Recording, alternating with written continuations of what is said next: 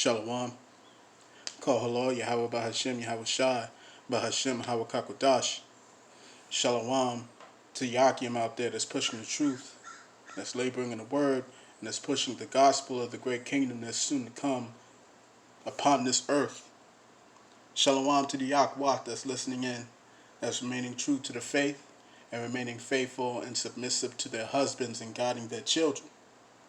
Shalom to the hopeful elect out there of the 12 tribes that are scattered abroad throughout the four corners of the earth. Peace and blessings to you all. Barakatah.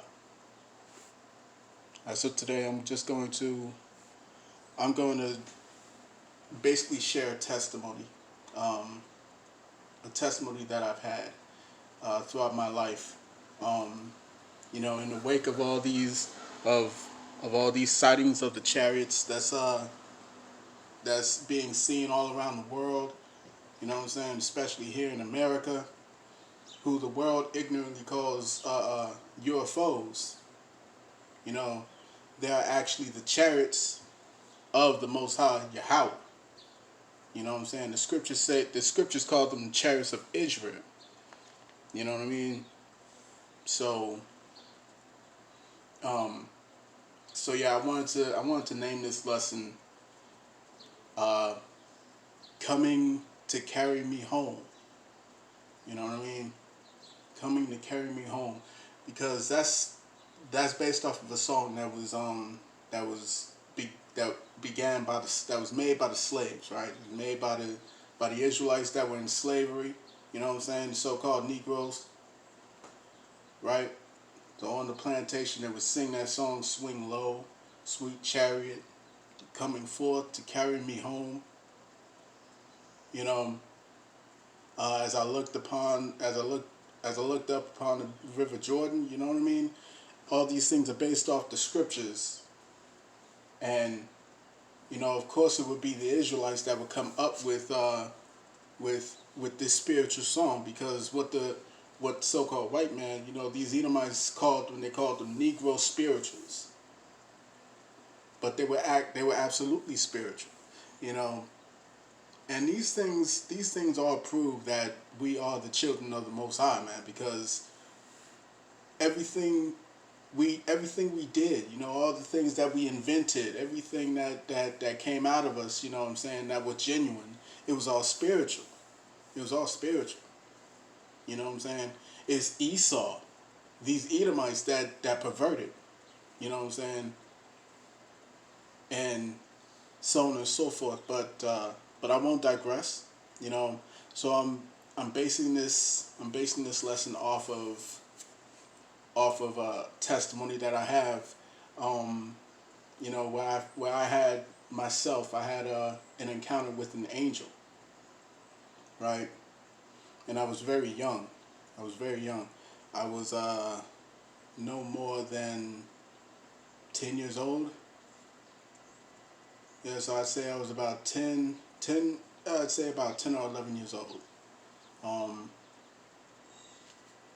And I remember my mother had taken my brother and I along on a trip with the church that we were in at the time, and we went to the beach. We went to Seaside Heights, which is in New Jersey.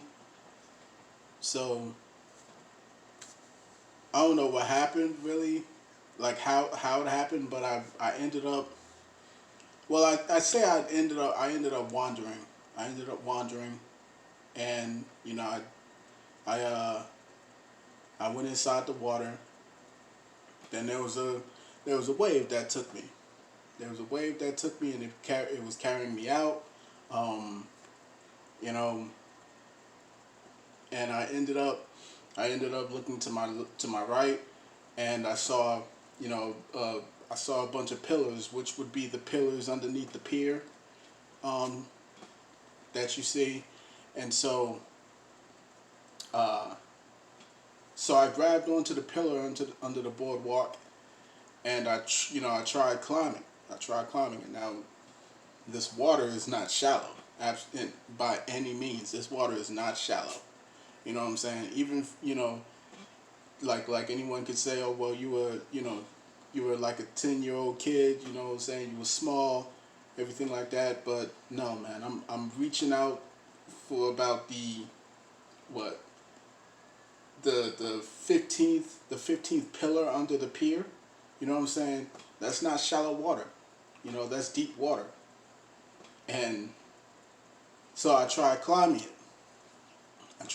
it. Unbeknownst to me as a kid, I didn't know that there were shells that crash into, you know, into the pier all the time. Right? So these shells that were crashed onto those pillars, they were all broken and stuck to the pillar. So these things were jagged. You know what I mean? These things were jagged. They were sharp. And so, you know, me not knowing, I'm terrified. I'm absolutely petrified at this point. You know, because I'm halfway drowning, and my only hope is to hang on to this pole and try and, you know, like try and get some air back in my lungs, trying to get the water out of my lungs so I can scream. And as I'm climbing up this pole, frantically, I'm cutting myself all over the place. You know what I'm saying? So I don't realize that I'm losing blood. So I'm just climbing up this thing, cutting myself, and then I'm starting to lose consciousness. Now, it could have been a number of things. You know, it could have been because of the loss of blood, which is most likely, in my opinion. It could be a combination of the panic, the adrenaline, and the blood loss. You know what I'm saying? The fear, everything like that. And so I pass out, right? And when I wake up, you know, I'm being carried, right? I'm being carried by this man. You know what I'm saying? This big tall black dude. You know what I'm saying? This big tall black dude. He's got like a flat top. You know what I'm saying? Reminded me of my dad. You know what I'm saying? He was big, bulky. You know what I'm saying? Built, man. And you know, and I look at his face because I can remember his face. You know, after all these years, you know, I'm 33 right now. You know what I'm saying? I'm 33 right now, and I can remember his face clearly. You know, like there was no panic or anything like that. There was nothing. There was nothing other than peace. You know what I'm saying? Like it's in a way that you can't really describe it. Like some people could be happy. Oh, I'm happy that you're okay. I'm glad you're awake or anything like that. You know what I'm saying? Joy or anything like relief. Nah, this guy was just looking at me, smiling. You know what I'm saying? This man was just looking at me, smiling. And you know, in my mind, I've got a million questions because he's carrying me with both hands. He's carrying me. And I'm sitting here like, I can hear the water all around me. So we're clearly not at the shore. We're nowhere near the shore. You know what I mean? So how are you carrying me with both hands? And even though I have all these questions, I want to ask who he is and everything like that. I just don't. You know what I mean? It was like something in me was telling me to be quiet. You know, because I just had nothing but a peaceful, tranquil feeling at that point. You know, so I didn't open my mouth. I just watched him smiling at me. All, you know what I'm saying, all throughout, and then I fall. I pass out again. You know what I'm saying, and then I wake up.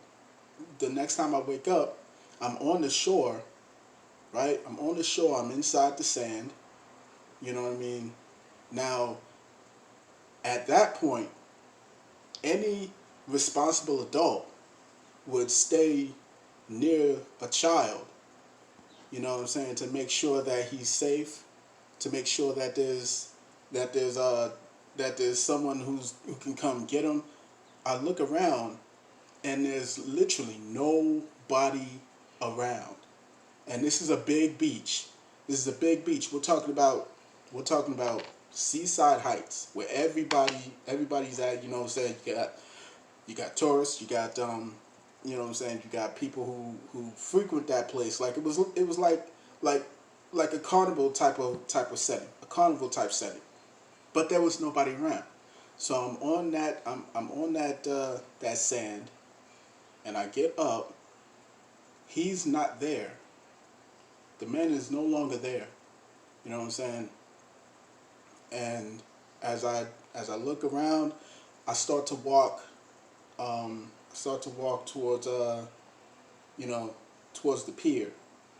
I don't know, just taking a couple steps, and then not long after, there was some members from the church that found me, and I was happy to see him and stuff like that, but still perplexed.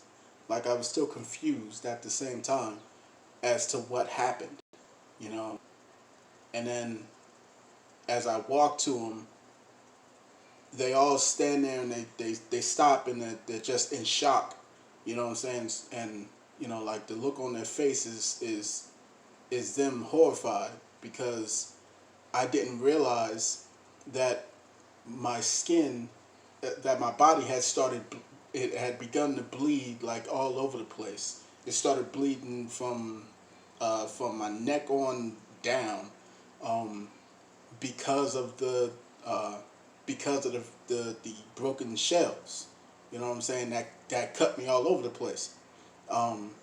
So when I looked down and I realized that I was bleeding, that's when I passed out again, and I ended up in the hospital. And they were looking after me and everything like that. And I went home later on that day, but it wasn't until I grew up, later on into my adult years, and I thought back at that, and I said to myself, I was like, that had to have been an angel. That had to have been an angel. You know what I mean? And this was before I came into the truth.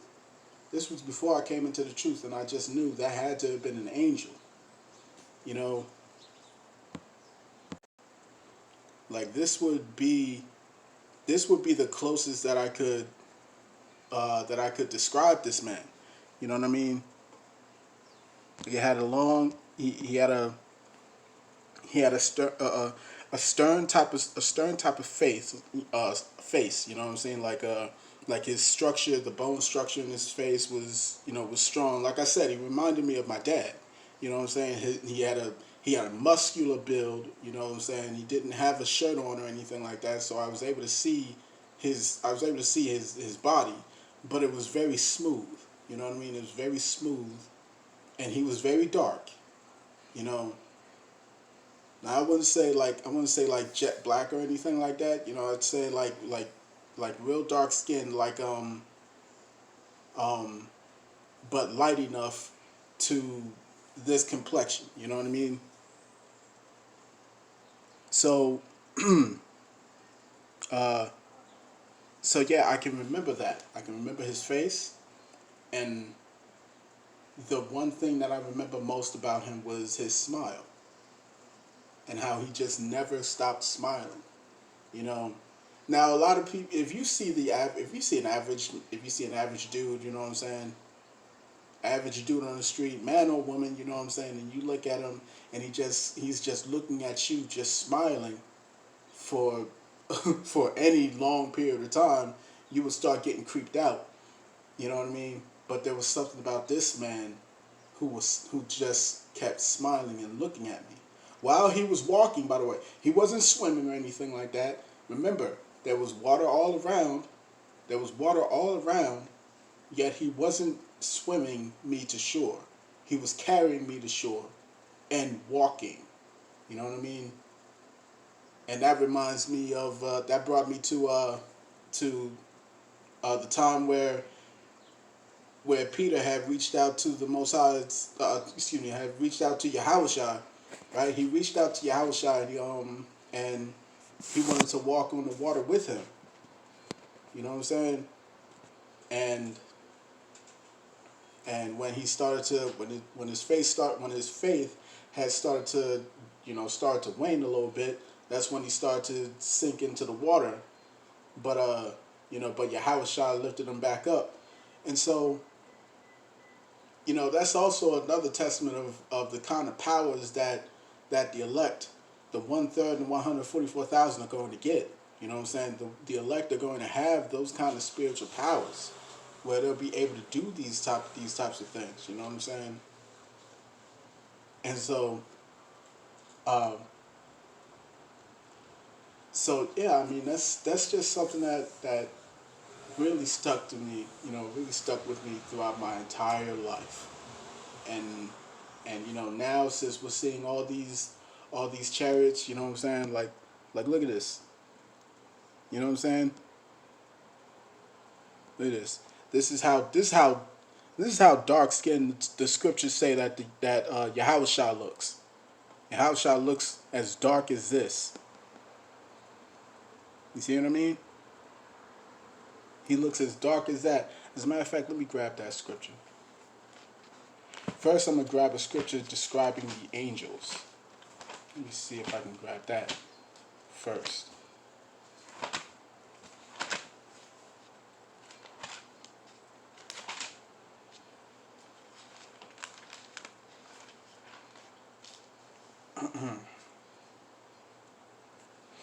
This is Ezekiel. Ezekiel chapter 1, verse 13. Let me see.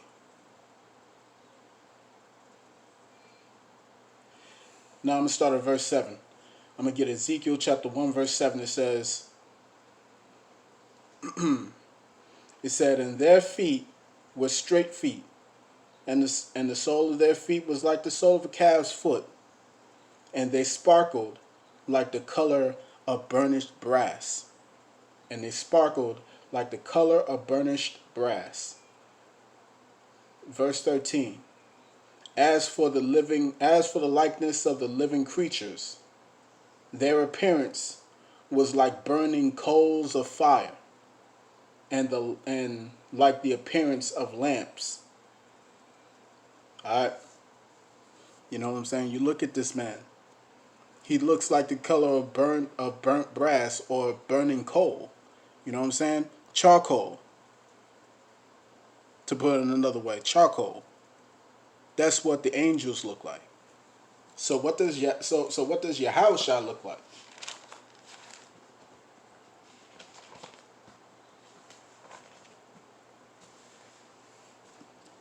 This is Revelations chapter 1. You know what? Yeah. I'm gonna get this one, and I'm gonna get a precept. Alright, so this is Revelations chapter 1, verse 12. Revelations chapter 1, verse 12, it says, and I turned to see the voice that spake with me. And being turned, I saw several candlesticks. And in the midst of the 7 candlesticks, one like unto the Son of Man, clothed with a garment down to the foot, and girt about the paps with a golden girdle. His head and his hairs were white like wool, as white as snow, and his eyes were as a flame of fire, and his feet like unto fine brass, and his feet like unto fine brass, as if they burned in a furnace. You see what I'm saying? Now that's the same description as the angels. That's the same description as the angels. Right? The angels, what did they look like? They said they looked like like burnt coal, like burning coals of fire, like burnt charcoal. You see what I'm saying? This is what they look like. It said, and his feet like unto fine brass, as if they burned in the furnace, and his voice as the sound of many waters. So let's get the precept here. This is in Daniel. So let's go to Daniel chapter 9. Or Daniel chapter 10.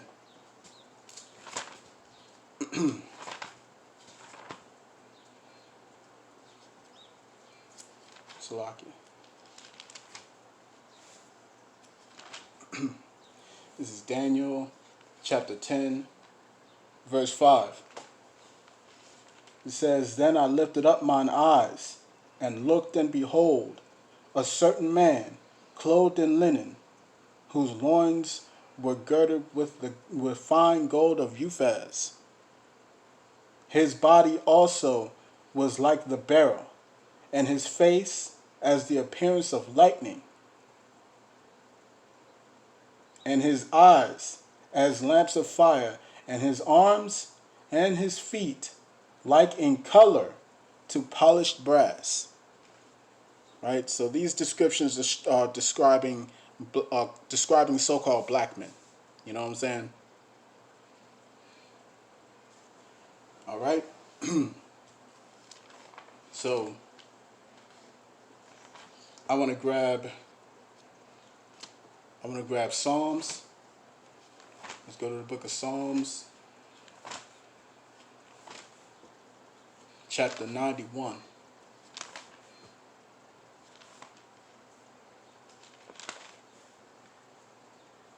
You see, because the Most High is about to send,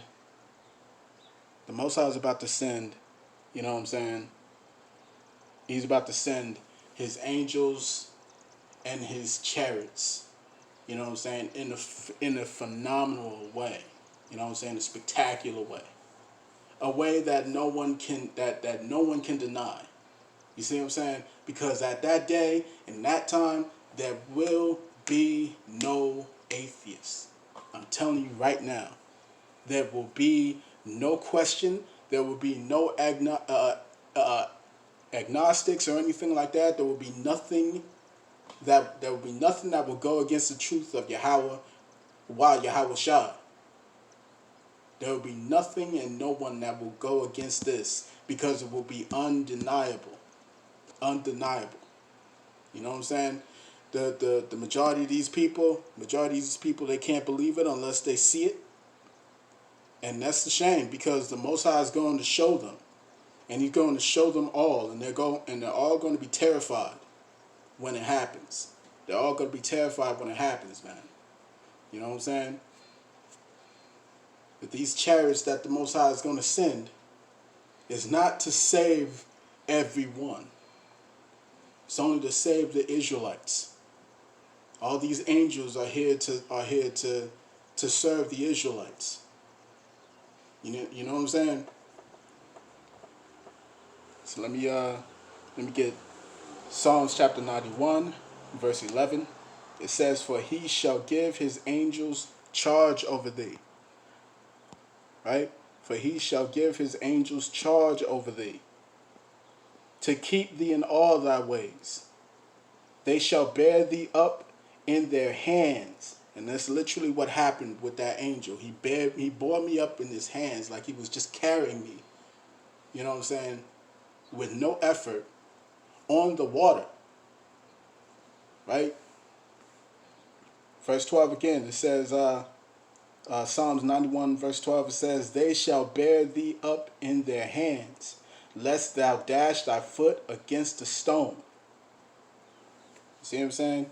He sent his angels to be charged over us, the Israelites. You know what I'm saying?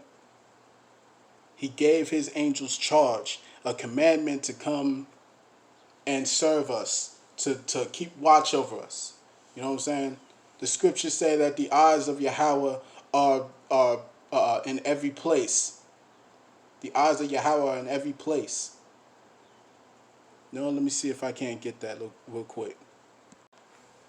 All right, so let's go to the book of Psalms. No, not Psalms. Let's go to the book of Proverbs. Let's go to the book of Proverbs, chapter 15.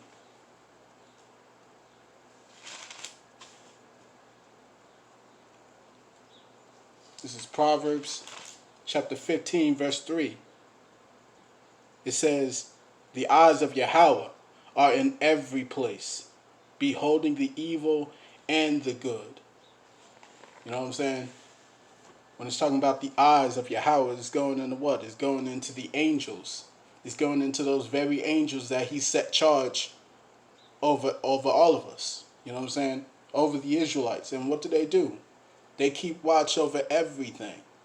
They keep watch over everything. They give a report back to the Most High concerning the things that are good and the things that are bad. You know what I'm saying? The Most High, the eyes of the Most High are in every place. What does it say? It says the eyes of the Most High are brighter, 10 times brighter than the sun. You know what I'm saying? Which means what? It means that nothing escapes his sight. Nothing escapes his sight. Let me see something real quick. Let's see.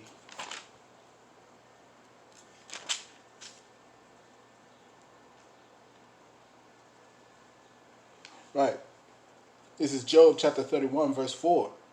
It says, "Doth not he see my ways? Doth not he see my ways and count all my steps?" You see what I'm saying? He sees everything that we're doing. He sees everything. Like I said, nothing escapes him. Right? As it is written, like I said earlier, I gave you Psalms the 91st chapter. Let's go back there. Let's go to Psalms chapter 91. Chapter 91, verse 11. It says, "For he shall give his angels charge over thee, to keep thee in all thy ways." You see what I'm saying? That's what he sent them to do, man. He sent them to keep us in all our ways. Who? The Israelites. And to report back everything that happens on the face of this earth. You know what I'm saying? Let's get Proverbs. No, not Proverbs. Let's get Psalms. Let's get Psalms the 33rd chapter. Okay, Psalms 33, verse 18. It says, "Behold, the eye of Yahawah is upon them that fear him, upon them that hope in his mercy." You see, the Most High is keeping an eye on the elect. He's keeping an eye on the elect and the 1/3 of the elect. You know what I'm saying? To guide them in all their ways. And I pray I'm among them. I pray that I'm among them. You know what I'm saying? Because this is only to the Israelites that are given this service. Right? This is only to the Israelites. Let me grab that real quick.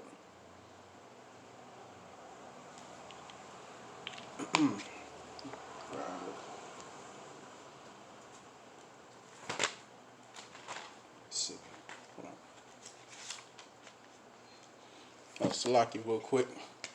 Had to highlight something.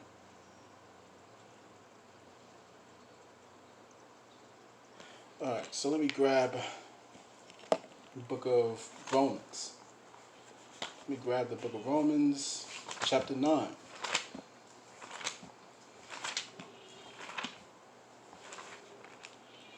This is Romans chapter 9, verse 3. It says, "For I could wish that myself were accursed from Yahawah for my brethren, my kinsmen, according to the flesh."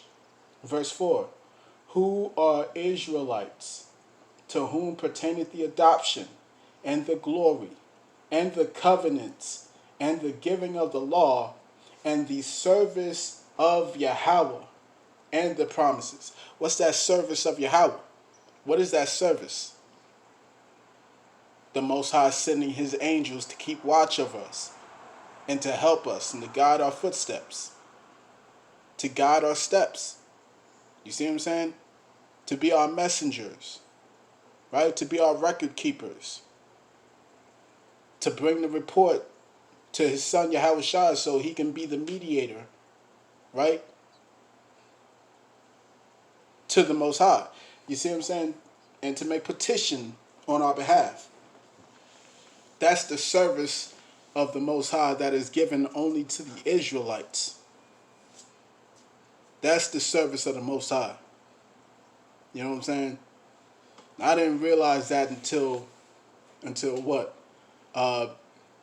28 years later. You know what I'm saying? Here I am in this truth, and I'm able to look back at that time, and I can see, and I can say, damn, I was saved. You know what I'm saying? The Most High sent his angel to save my life. You know what I'm saying? As it is written in the book of Psalms, the 91st chapter that I read to you. You know what I'm saying? So let me grab Hebrews. You know what I'm saying? Like I said, this is only to the Israelites, man. So-called Negroes, Latinos, and Native Indians. We are given this service. And all those that descend from these so-called Negroes, Latinos, and Native Indians all around the world, whose line stems back to their fathers. Right? This is Hebrews. Let me get Hebrews chapter 1, verse 14. It says, are they not ministering spirits? What's it talking about? It's talking about these angels. It's talking about these angels. It says, Hebrews chapter 1, verse 14. Are they not all ministering spirits sent forth to minister for them who shall be heirs of salvation? You see what I'm saying? We are heirs of salvation. We are the heirs. We are the heirs to the righteous, to the rulership. You see what I'm saying?